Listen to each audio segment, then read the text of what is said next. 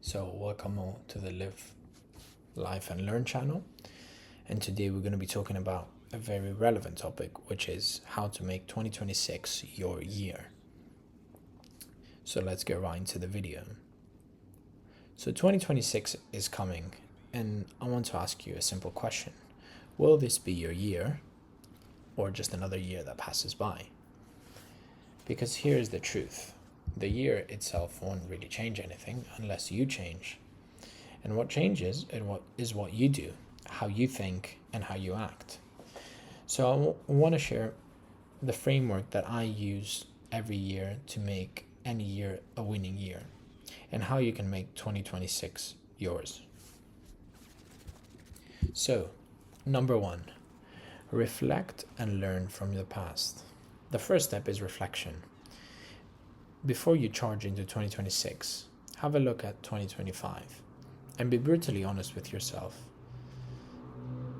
and ask, what went well? What didn't? And what mistakes did I keep repeating? When I do this, I tend to write everything down, not just the failures, but all the wins too. And they're often the momentum you don't realize you already have. So, reflection is going to give you clarity, and clarity is the first step to take an action. It's also a great opportunity to reflect about all the things that you're grateful about.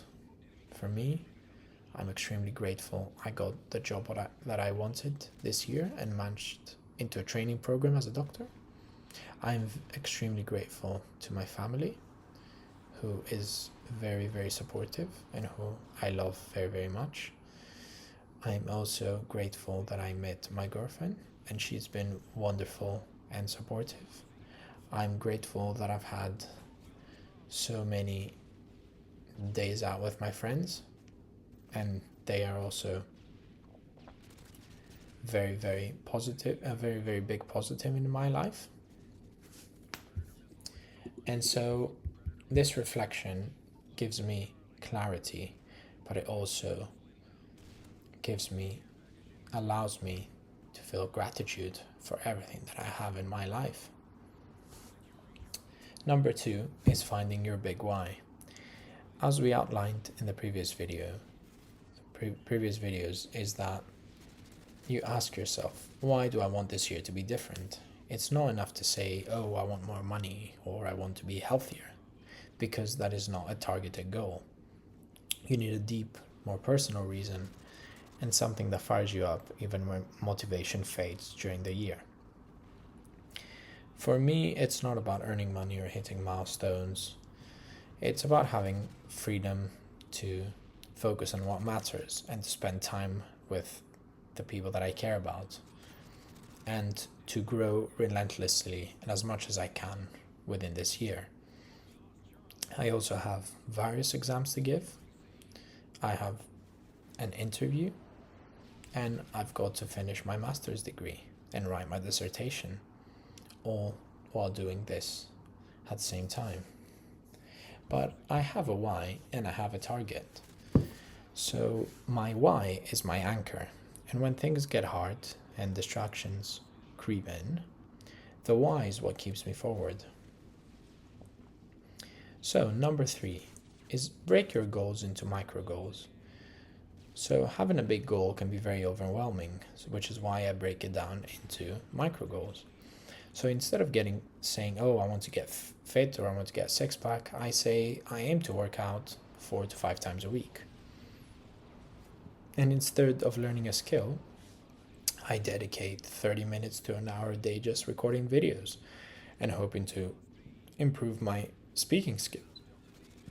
So these tiny actions might seem insignificant day to day, but they always pile up and you slowly improve. Just like I'm sure if I keep going on with YouTube, probably in a year my public speaking skills will have improved a lot, and my channel will have hopefully gotten somewhat bigger, but only because I have gotten better. And all this momentum will compound. So number four, build a daily system. Use a planner, use your phone calendar, use a physical calendar, use whatever you feel is necessary. But this is the stage where a lot of people fail. This is because you rely on your motivation on the 1st of January. But motivation is fleeting. And the only thing that keeps you is consistency. It's the only thing that separates very successful people from, I suppose, normal ones.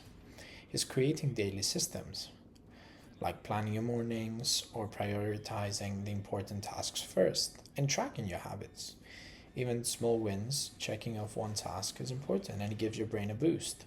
When you go to the gym, when you auto invest, when you finish that essay, when you clean your house, every single successful task that you want to do, that gives your brain a boost. And success, again, isn't about a perfect day. It's about small, consistent wins every day. So, number 5, and this is something I need to work on very much, is that I need to eliminate time wasters and energy drains. So, if we were honest with ourselves, and if you were to ask yourself, what is stealing your energy this year? Is it social media scrolling? Is it endless distractions? Is it toxic people? You need to find what's relevant to you and cut it out and replace that thing with something that moves you closer to your goals, learning, creating, building, or investing in yourself. For me, the time that I spend recording these videos is probably time that I would have spent on my phone. But I'm using it and investing it in a skill that maybe will benefit me in the future, maybe not. But it's something that I'm passionate about and want to do. So, your energy is your most valuable resource, and you need to guard it fiercely and with your life. Next, embracing failure and taking risks.